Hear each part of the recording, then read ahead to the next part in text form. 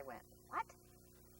Welcome to Evolving Ideas. I'm Elaine Smitha, and I have with me Janet Coley, who is a very interesting individual who has done some fascinating research on people who've had near-death experiences and also have had alien encounters. And now, don't you go and get scared now just because I'm saying alien, okay? You hang in here with me, and we'll learn a lot about this. Stay tuned. We'll be right back.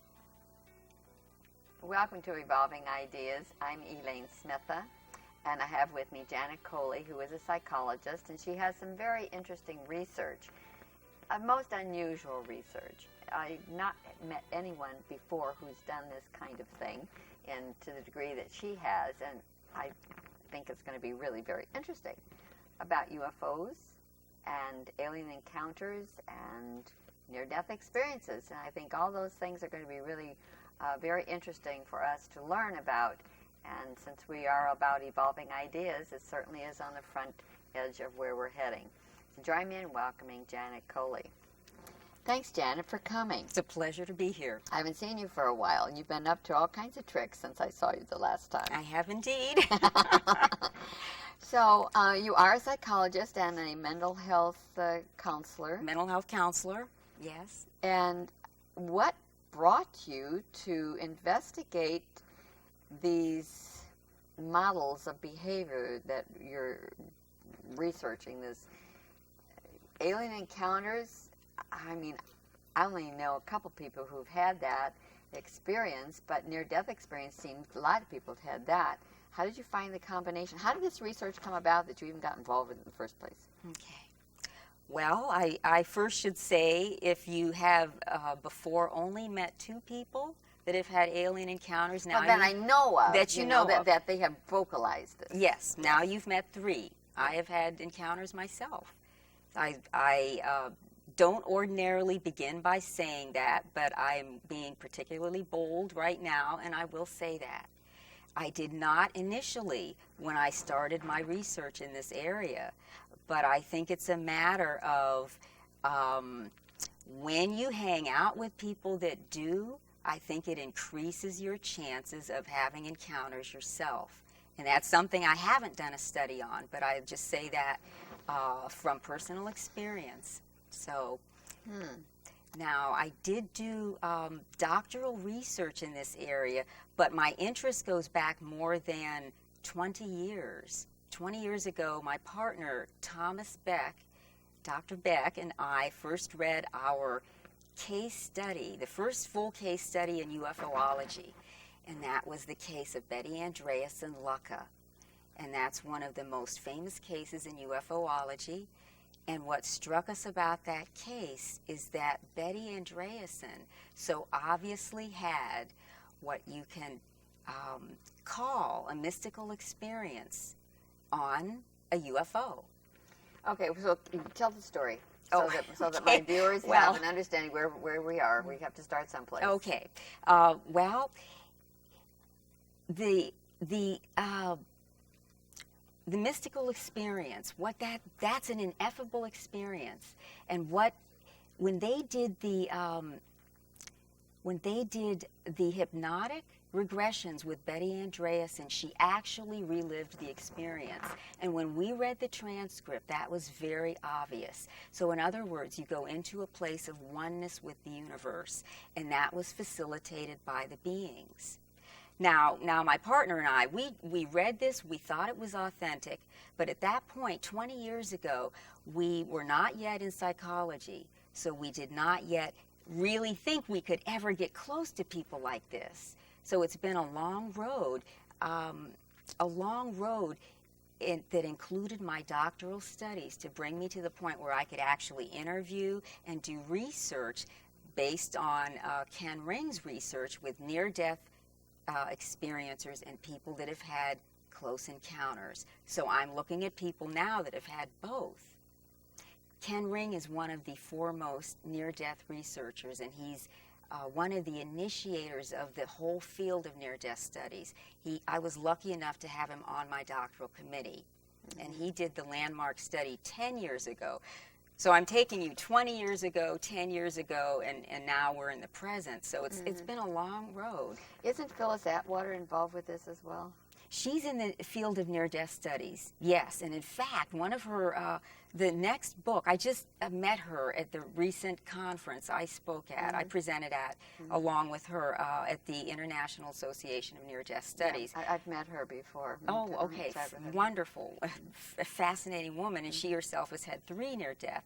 Her next book will be on people that have had near-death encounters that believe they're from someplace else. So our fields are right now overlapping. So she was very interested in my work, and I'm very interested in hers. I would think so. That's why, it came up for me there. I'm going to jump out of my seat at this point.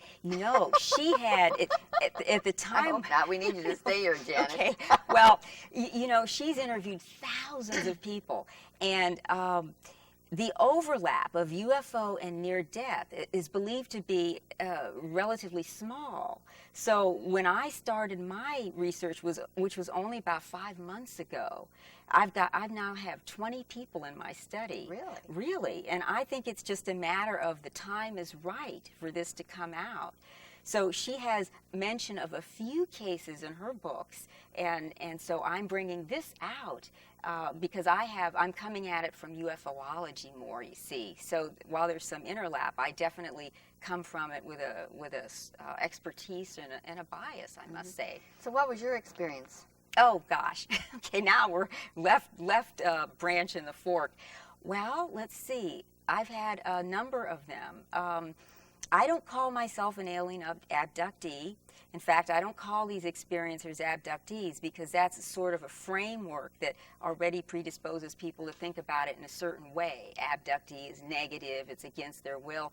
My experience was, first of all, my partner and I have had a sighting on the Oregon coast where we believe we called down. We don't know it was a structured craft because it didn't get that close, but we did a meditation on the beach, and my partner had trained with Dr. Stephen Greer. I was just going to say about Stephen Greer. It sounds like Stephen stuff. Oh, sure, and you learn how to do a meditation, and I mean any meditation I think will facilitate, because what you're doing is you're entering a different state of consciousness that is more akin to theirs than our normal thinking mind in the alpha state. Okay, so we did that on the Oregon coast. So you think it is the alpha state that you're entering? Oh no.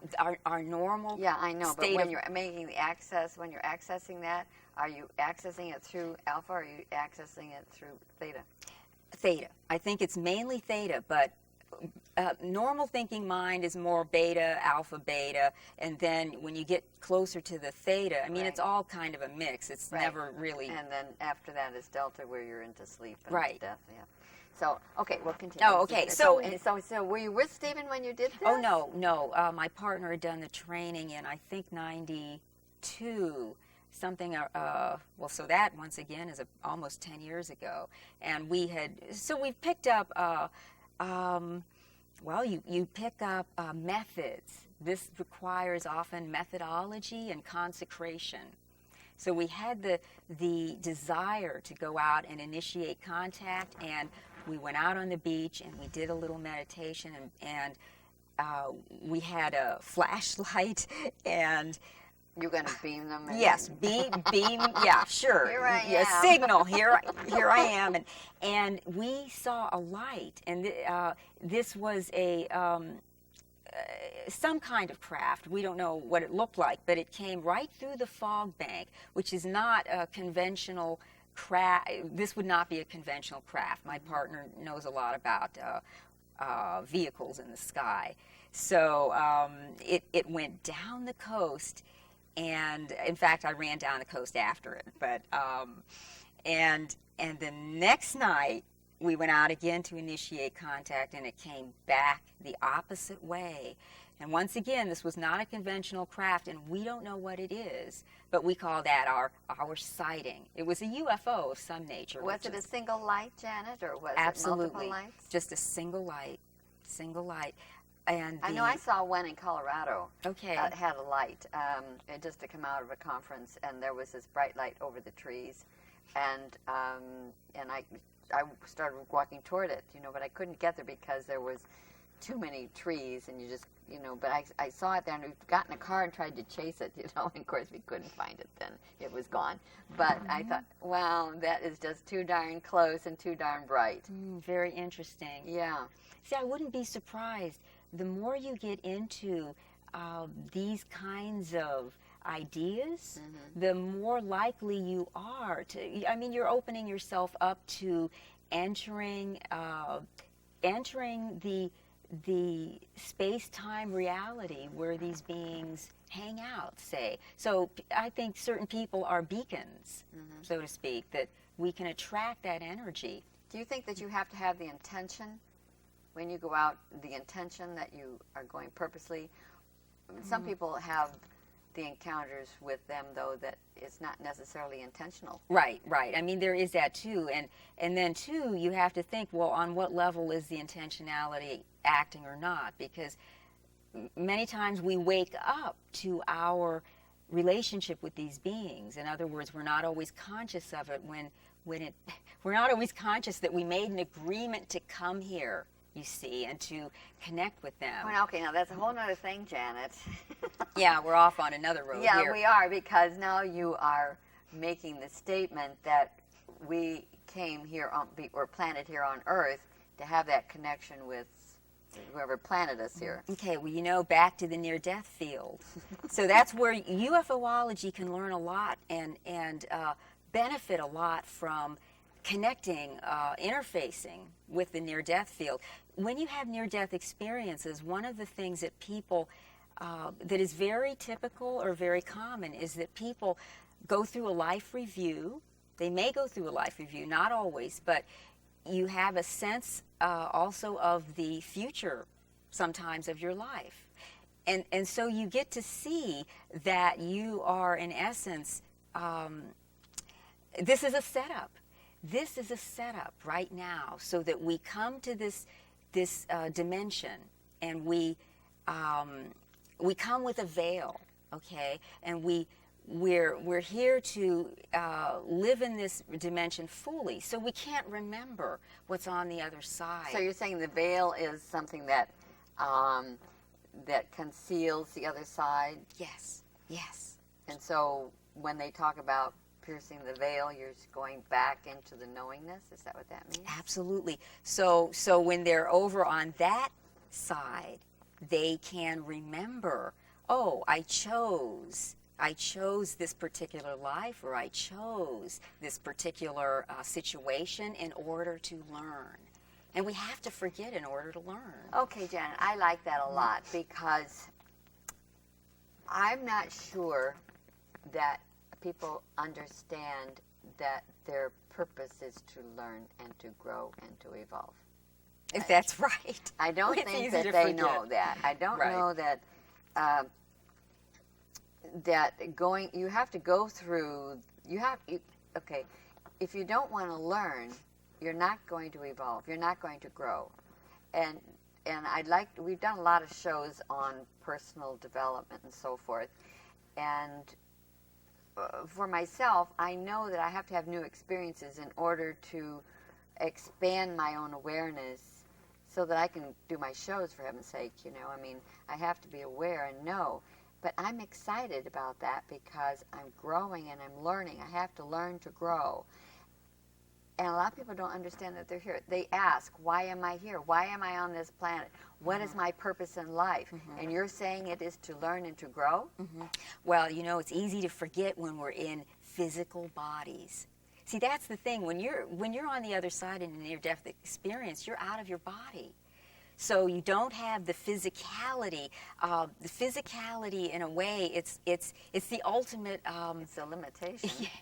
Yes, but it is the ultimate situation for learning, because we have to take that into these cells, into this very dense material body. So it's easy to forget why we're here. So people can spend a whole lifetime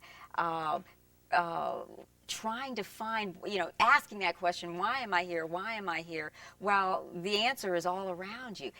I had a wonderful teacher in psychology, Arnold Mindell, who used to say that every moment is trying to enlighten you. No, I love it. Every moment is trying to bring you enlightenment. Well, whether you're in your body or out, we go to the mystics and we go to people that have gone to the extreme experiences in order to learn from that. That's part of my work is to look at those people that have gone to the very edges of reality and what they have to say about it. I have to say that the most extreme population I've worked with now, the most enlightened population, are those that have had both the near-death and the UFO encounter. Interesting. Very interesting, very interesting. So you had some charts that showed the stats on people who've had the UFO experience, ones who have had near-death experience, and then you have your own, yes, which is a combination. Yes, yes. So I'm adding a new population to the 10-year-old study that Kenneth Ring did, and that's called, he wrote about it in the book called The Omega Project. So he had the control groups, and then he had the UFO and the near-death populations, and then I'm adding the population of people that have had both. And I'm giving them the same questionnaire, and I'm doing both a statistical analysis, and then so that's qualitative or quantitative, and then I'm doing the qualitative interviews as well. So what you're doing is you're just legitimizing this whole thing. I'm sure as heck trying to. I think it's fascinating, Janet. I mean, that was one reason why I wanted to have you on here, because I think so many times that people look at this as a woo-woo thing, and that it's simply a figment of the imagination, overactive imagination, drugs. I just think that many people put it in that category. And what I like about what you're doing is you're removing it from that that kind of a area of thinking about these subjects and bringing it right into the front, so that and legitimizing it. So you're just really saying this is real. Well, I'm a psychotherapist, and one of the things we do is basically, we have to rule out mental illness, of course, and that's the thing, is there have been studies that have shown that people that have UFO encounters are not suffering from mental illness. So I didn't want to repeat those studies. Exactly. Yeah, so because they could have aberrations in their mind and might be considered insane when what their experiences are quite valid. So when I sit down with someone, that's the first thing that we sort of have to rule out the mental illnesses and make sure that the person is an authentic, relating authentically to their experience. And one of the things with the UFO encounter experience, and I'm sure you're aware because this is reported a lot in the media, we have a lot of trauma that's reported in the media, but the trauma that goes along with, or that sometimes accompanies these experiences, is number one, it provides the psychologist with a way to, it's sort of a barometer. Is what this person, are they reporting authentically? Is their emotional body reporting authentically what the experience itself is? Okay, so in other words, when you look at being in a different energy field, which the beings are, and you're taken out of your conceptual framework, which you are, and we don't have the cultural support for this, okay? So your framework, it's sort of like taking a cat to the vet. This is how I look at it. The cat is sometimes traumatized by that. You take a human being out of their home into deep space or into another dimension of reality where time and space do not function in the same way. That can have a very strong traumatic element. So as a psychotherapist, Very shocking. yes, yes. So as a psychotherapist, does that person relate to that experience? Are their emotions authentic and carry that sense of validity? That's one of the things Harvard psychiatrist John Mack, that's one of the things he found. Very well known for his research with this. And that's what, one of the things that convinced him of the authenticity of the people's reports was that, the emotional authenticity relating to the trauma. Okay, so when you get somebody in that state, and then of course you want to rule out, is that caused by childhood trauma or human abuse? So you want to rule that out too. So these are the things that a psychotherapist does in order to be convinced. Otherwise, without that training, if you just read something in the paper, if you don't have that, if you don't talk to people that have actually had experiences, you might well think they're making it up. Okay. How do you find your participants in this research project? Well, a number of ways. I have a website, first of all, and I go to... Do people contact you? Yes, people do. For the most part, there are some websites that I've made a call for research subjects. Oh, really? Okay. Oh, yes.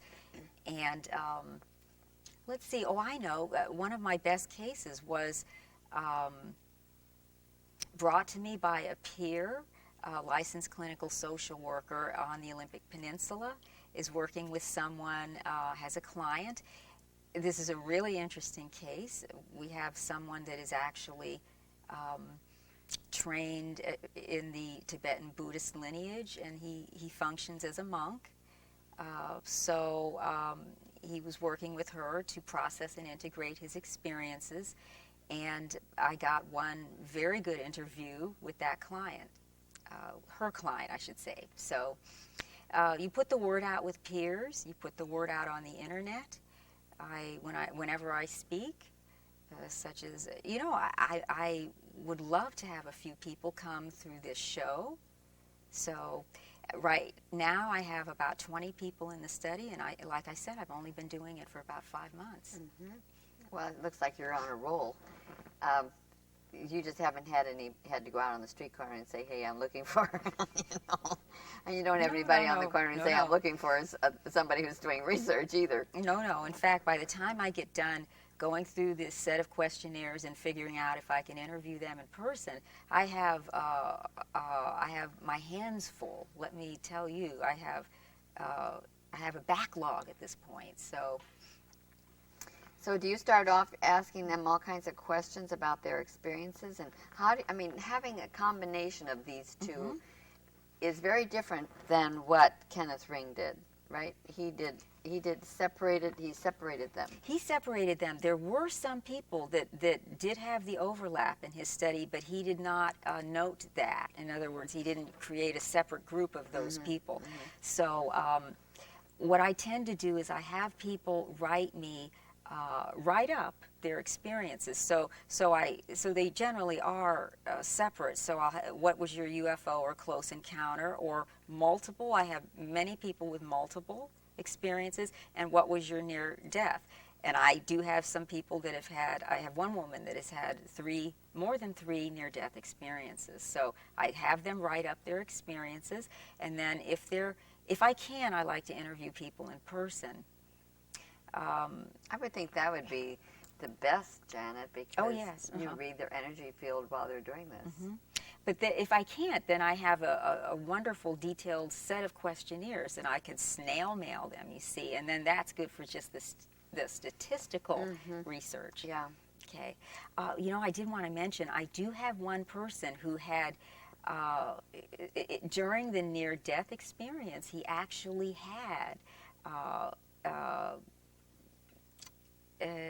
alien beings okay, in the near-death experience, and that is very, very rare.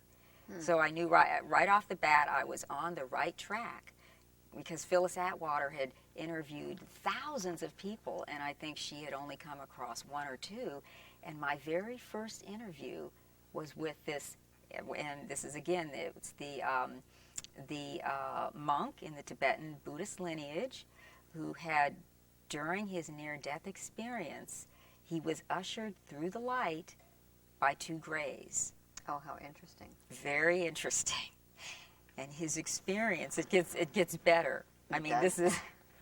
this is his experience of himself. And you know, when you're, like I said before, you're in an out-of-body state, so your sense of your body may be more or less discrete. Like some people are more aware of their body, and other people are more like an amorphous cloud. But his sense of himself, his sense of his physical body, was that he himself was a gray. That he himself was a gray. He himself so was a he gray. was sort of with his buddies then. He was with, yes, absolutely. He was with his buddies. And then you have to think, well, you know, I'm wearing a suit. You know, I'm wearing the Janet suit, you know, and my partner wears a Tom suit. And he wears, we'll call him Dwayne, a Dwayne suit. When that suit That's came a persona, off, right? Persona, right. When that suit came off and he went into the light, he was not human. You know, so you have to wonder, who are we? Where do we come from? I mean, these are just our material bodies and not our essence. All right, Janet. Okay, now I can appreciate what you're saying in this regard, but what happens to spirit? Where does spirit fit into this? Spirit is well, it depends. If you're talking about the near death, Yes. they're much more. They are. Well, think of it in terms of layers. Okay, layers are dimensions. When you're in the state of enlightenment, where time and space collapse, you are one with everything, and there is no individual self. Okay? That'd be spirit? You could call that spirit. I'm trying to think what people, the heart of creation, you know, pure energy. Okay, so we live somewhere up here, you know, in this dimension of reality, and the beings that travel in other dimensions are more in the intermediate phases. Okay, Interdimensionally. Yes, and so when there are people in the Betty Andreasen Lucca, who I first mentioned, that first case, she was taken out of her body, brought to the door to the light, or the one, as the beings told her. And when she went through that door, once again, her form became a light being. Okay, so she was transforming or transmuting right there. Right, and so she was not only out of her body, but her form became, you know, like you wouldn't see the hair, you wouldn't see, you know, it was just, you would see a being of light. The grays that were alongside of her, beings of light. The elders or Nordics or whatever you want to call them, another species, were beings of light. They all became light beings, and one can imagine that even that discernment as an individual being was lost, even as you go into the heart of creation. Okay, so who are we? We're just living up here on this I hear you, level. Janet. Now, some of my viewers may even say, well, what about when I dream? Mm-hmm. I'm not in my body. I'm going someplace else. With, you know, where am I going? Am I having these kinds of experiences in my dream? So how do you handle that? Okay, beautiful. So once again, we're up here in our thinking minds. When we fall asleep, okay, well then reality becomes a lot less solid and stable at that point, and many people have altered state experiences. I had one wonderful woman in my study, once again, UFO and near death, and she had a precognitive dream that seemed to presage the 9/11 tragedies in New York. Okay, so in that dream reality, she was we're tapping into another piece of energy there. Exactly. So where past, present, and future are more they're not linear, right? And so she received images that were very very indicative of what happened in New York. So dreaming reality is, so we're getting closer to the heart of creation, right, in these other states of consciousness, which brings up the need, the absolute need that we all have. I mean, you do it through your program, but we all have this there's a practice here, a consecration to opening ourselves up to altered states, to integrating those then into our daily lives, to have some kind of spiritual practice that can help expand our consciousness so that we can begin to, so that we can help the shift that many people, and once again, these experiencers believe we are on the edge of a major shift in consciousness on this planet. Okay, there's also going to be some of my viewers who are going to say, well, what about these people taking drugs? Oh boy. And, mind-altering drugs, and yet many people who are taking pharmaceutical prescriptive drugs can also be having some experiences. I mean, I don't think that it's, confined to any one modality. No. I've seen, I have had experience with people that have used a lot of drugs, not in my study, but that have opened themselves up in that way, and I have to say that it is very difficult then to integrate into this culture and this material reality. So what you're saying is once they become so open, then they are misfits in our traditional paradigm that we're living in right at this moment? Well, I wouldn't use the word misfit, but it can make it much harder. I'm just making that, sort of as a drastic denotation of what we're talking about. It's not something I recommend doing. Let's put it like that. I mean, I have met people that before they come to me, that have either lived through the 60s or the 70s. I mean, there's ecstasy now, on the streets, and so people, it's been an avenue for growth, but one that can be very easily misused and abused. Right, and I'm glad to hear you say that, because many people use those drugs to have these kinds of experiences. You know what I mean? They purposely do it, just because they want to get out of this reality. It's almost escapism. Yeah, well, that's not something we recommend. So you don't find any of these people who are telling you about their experiences are coming from that position of wanting to escape this reality and testing the other reality. Is this something that is a true experience for them? Escape.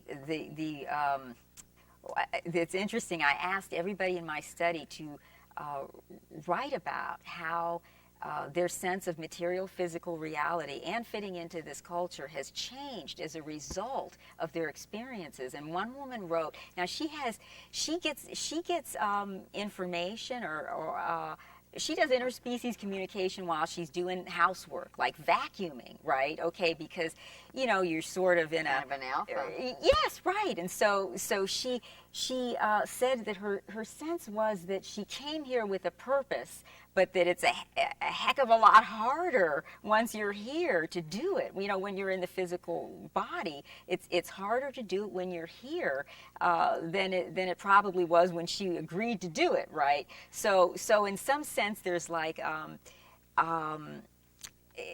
almost there's a feeling that they can connect with these other realities, and but they're here in this one to experience this material reality. So they don't necessarily want to escape, but it's more, how can you integrate the two? How can you be a functioning human being in this culture, in this Western culture, which denies these experiences, right? And yet, be talking with aliens while you're vacuuming. So it's only with great, it takes a lot of work, it takes a lot of consecration, to being here. in order to do this. So that's really what I help people with as a psychotherapist. Yeah, this is the old cereal that we used to have, daytime cereal of what was it?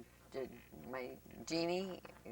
I Dream of Jeannie. I Dream of Jeannie. Oh, and was that the title of it? Where it was a very popular serial of shows on television, and she was flipping in and out of these realities. So she was living a three-dimensional reality, but then she was also one of these other beings that could do other kinds of things. You might be talking about Bewitched. Maybe we've had a number of series. Maybe it was Bewitched. I mean, we do these things on TV for a reason. It was a number of years ago, but I think it was pretty popular and was on for a very long time. Oh yes. We concretize it in those terms, with these TV serials. Buffy the Vampire Slayer is a current one, but they're talking about very real dimensions that we just in this culture we prefer to think that it's fiction. We prefer to think it's fiction and just watch TV, but these people are saying it's not, that it's a very real aspect of their lives. Do you have any idea what the percentage would be if you were to poll the whole populace of the United States? No, I absolutely don't. I mean, it would be interesting if you come up in your research with some kind of a model that would be predictive of the amount that was really going on. Yeah, it's too soon right now for me. I'm just... Well, yeah, 5 months isn't enough. But, I mean, it'd be interesting if you find a correlate there. Oh, yes, because they have done some surveys to see what percentage of the population has had near death. That's more popular. Yes. And more readily accepted. Yeah, at this point, I mean, because we have people like Kenneth Ring, and there was a very highly credentialed group of people that decided to take it seriously, and thanks to them, it is now, we have shows like Touched by an Angel and things like that. So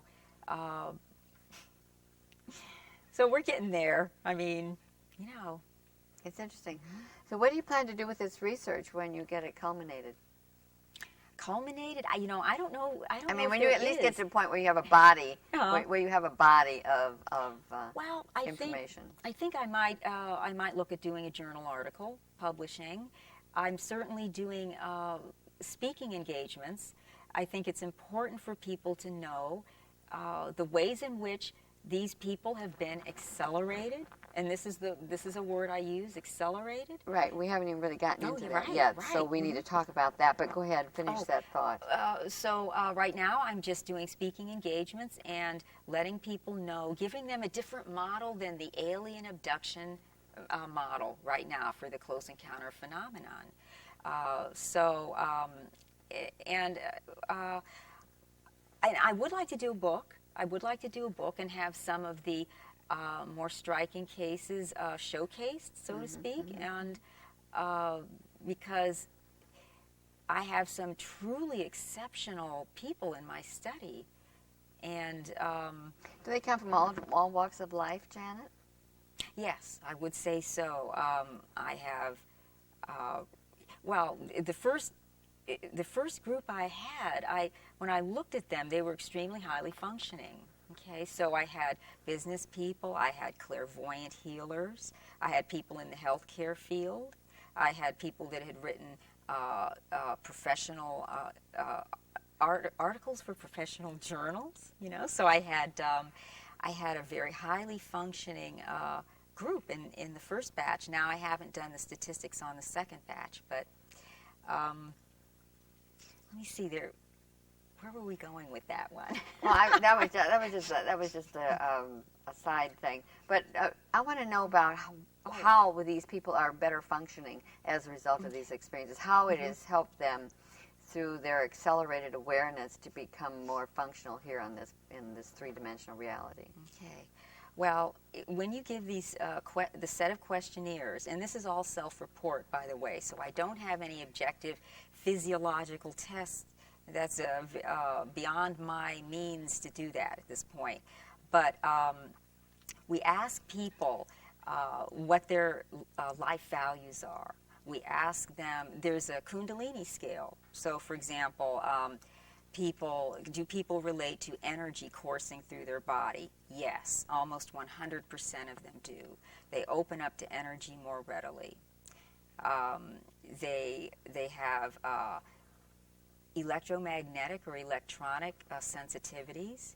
So, for example, they may have trouble wearing watches or with appliances or computers because their field, their physiological field, is altered. Okay, now when you're talking about the field, we're talking about the electromagnetic field that is around every living organism. And the human organism, I mean, we do have, I'm sure we have some people in our audience who don't know what that is. We always have new audience all the time coming to the show. And so that is a field of energy that's around our cells, every cell, and the whole, of course, we're a cell too collectively with the masses. But, and it is emitting and receiving information. Yes. And these people are much more receptive.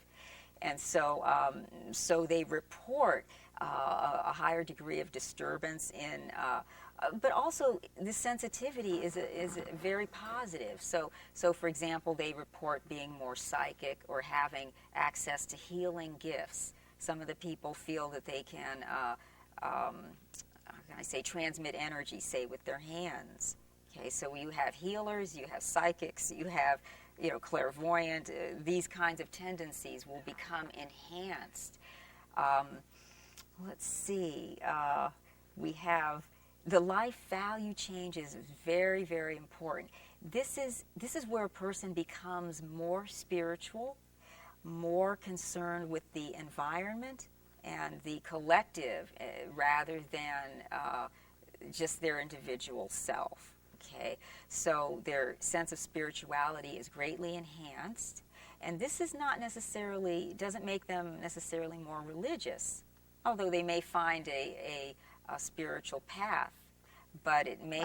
I don't connote those to be the same anyway. Right. I just want to make that point, that they become more spiritual, and they don't believe necessarily that there is any one true faith, but that there's the heart of the faith, that there's a heart of truth that all faiths are trying to approach. So they have that greater expanded awareness to be able to comprehend that. Okay, and they have more concern for their fellow individuals and fellow human beings.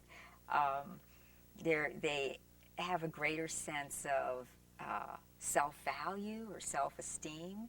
They have more compassion.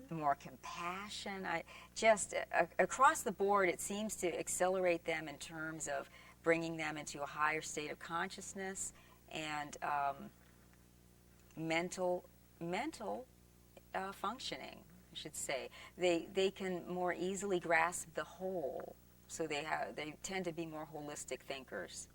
Now, are they having trouble functioning in three-dimensional reality at all? Well, I would say that the group that I have looked at so far, like I said, is very highly functioning. So, in other words, are they bringing new talents, new experiences to whatever they're involved with? Absolutely. You see, so they're able to enrich other people in the doing. Yes, and the thing is, when you have these experiences, it's not just a near death where you go into the other side and you come back. But when you have the close encounters on top of that, so they're having more... Oh, you got an overlay. Yeah, you have an overlap, and so there's more of a sense of daily intrusion, okay, into your life of these other dimensions. Like one person said, the veil between the realities is a lot thinner, so she can more readily pick up voices, odors, just energies. Reading auras. Absolutely. So when that veil is thinner, let's see. When that veil is thinner, and your question was about, are they more? Yeah, their contribution from their experience. What are they bringing to the table as a result of their experience? Because of the intrusion into their daily life, they tend to have livelihoods that express this kind of overlap. In other words, we have people that work as clairvoyant healers. People like the monk in the Tibetan Buddhist lineage. He's a healthcare worker, but his spiritual life is paramount, okay, on a daily basis. So their daily life has to be integrated because they're having intrusions, frequently. From the aliens, you mean? They're having, when you're saying intrusions? Intrusions, it could be, call it from the subtle realm. I like that, the subtle field. Okay, now if we had somebody who was, say, a president of a company, and they had this kind of an experience. Oh, boy. That would be really very interesting, wouldn't it? Oh, yes. Because they would go back to their desk and may look at life totally different than what they had before. And I have one person in the study is basically, when she had near death starting at the age of 10 in the context of domestic violence, okay? I have 2 women actually in the study that had near deaths in the context of domestic violence. And when she came back, she began to be able to tell when people were telling the truth or not, you see. She could tell that their thoughts were different than what came out of the words that came out of their mouth. So you can imagine being the head of a company, right, and you're becoming more, psychic, okay, so-called psychic, right? So you're getting hits off of your peers, your business partners more readily. And that's been described just by people with near death. Right, but Janet, every one of us is psychic. We just don't know that we are. Right. These people know it. That's the big difference. That's the difference. They can access it more readily. So yes, it's like the veil is thinner. Many people seem to be in a little box, and they don't know it. Okay, and they don't know that they can step outside. Right. Well, I think that a lot of people are really caught in this three-dimensional reality, thinking that this is all there is. Yes. And they're dealing with life situations on a daily basis, and some of them are traumatic, and some are not. And they're juggling. They're juggling this reality. And some people are really very stressed out over this. And it could be that this may not be exactly in connection with your research project, but when we're in so much stress, we're really blocking the energies. And so even if we had the intent to connect, say, with an alien being, we would have difficulty because we have a shield. It's not a veil, it's a shield. Right. Exactly. That's a good word. A good example is sitting right here with you. It's kind of, it's an edge for me to do any kind of an interview in the first place. And I made a contract with myself to confront my fears, to try to remain awake, in the midst of my fear. That's the heart of how you get through any trauma that's associated with the, alien encounter experience as well. It's just, if you think of what causes you the greatest fear in your life, and then go for it with consciousness, with awareness, with love, as much as you can. And you can see then that shield or that veil, you can start to play with that. It doesn't have to be so confining. So I know I feel a bit sometimes like I'm in this box and I'm doing this interview. Oh my gosh, am I, can people understand what I'm saying? I'm in my own little reality here. And then at times, I feel a little more that our realities are, that it's permeable, that the veil is not so solid. But Janet, we also understand that fear is nothing but false evidence appearing real. Is that, shall I quote you on that? That's good. Yes, absolutely. So the fear that we have is just a figment of our imagination. And the interesting thing is when, I should mention at this point my book, which is on people that have had spiritual awakenings in the context of the encounter phenomena. Sacred Encounters is the title. And I take a look at people that have gone into enlightenment, and one of the things they say about fear is that you do not need to conquer fear. Fear does not need to go away. After all, where could it possibly go? Everything is all right here anyway. Where if you enter that state, you are one. Okay, so you don't need to conquer fear. You just you learn how to not be overwhelmed by it, not be subsumed entirely by it. You stay awake in the midst of fear. Okay, so you don't walk out of the room of love, even though you may be terrified. I had one incredible, absolutely exquisite woman that I worked with. She was a former client that came to process and integrate the experiences, and Haley, and she came to me with post-traumatic stress from being with the beings at a very early age, and she made a consecration to working through that and remaining conscious during the interactions. And she did. It took just over 2 years, 2 years of work, and then she took 2 years off integrating, and the beings came, and she remained conscious in the midst of her terror and was able to send out love, and those beings levitated her up 5 feet. She could see them below her. There were some physical interventions during their visit.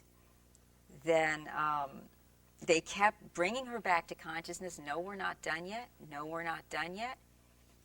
And they sent her telepathically an image of a being, and he was dressed like a college professor, like with a tweed jacket with suede. Stereotypical. Yes, yes. So we're looking at the interspecies communication. You see, they're coming together with us. Okay, with humanity, and this being jumped in the air with his fist in the air, jumping for joy. We did it. We did it. Wow. And they sent incredible feelings of love to her because she had managed to work through her terror. Wow, that's fascinating. Very fascinating. So I say is like for each of us, working with fear is one of the most enlightened things you can do. Not working to alleviate it, but just to remain conscious in its midst. And you're opening the door to interspecies communication. Right. Okay, Janet. Was there, this is fascinating, was there a thread of continuity in the quality of the experiences of your people who are participating in this? Was there a message that they were receiving? Oh, wow. And what were they? Oh, boy, this is so wonderful. The things people told me and wrote me, some of them felt very much protected, loved, by the beings that they were in communication with.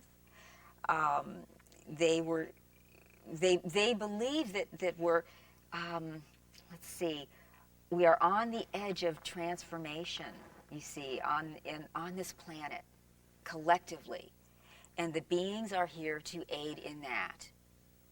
Okay, so these people are, in a sense, they're the forerunners, okay, of the consciousness that is coming for everyone. Consensus reality will change, you see. We could use a little help right now. Yeah. Well, we're getting it. We are getting it. We're absolutely getting it. I mean, we may not be fully conscious of that, but we're getting it, you see. So their messages have to do with entering a community. Oh, there was one woman who, her near death was in the context of a car accident. When she was in rehab, she was in a hospital for 3 months. She was dead on arrival. Incredible story. Her contact came with these beings when she was in the rehab hospital, and she was up late at night in pain, and she saw through the window of the hospital a light, and it was a good deals away, but as she watched it doing things that no conventional craft would do, this light seemed to be aware of her consciousness and came closer, dropped down to eye level, and she felt a communication, and they said, we are here to help you, her individually, and also to help the